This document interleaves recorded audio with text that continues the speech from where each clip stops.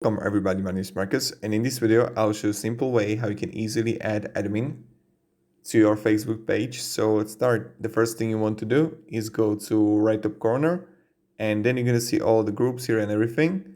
And I got my page here. You want to go right top corner to the settings, and right here you're gonna see page roles.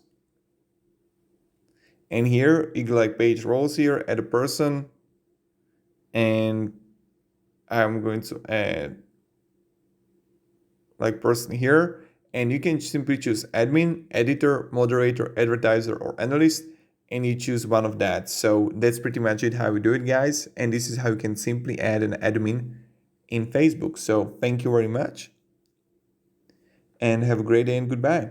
See ya.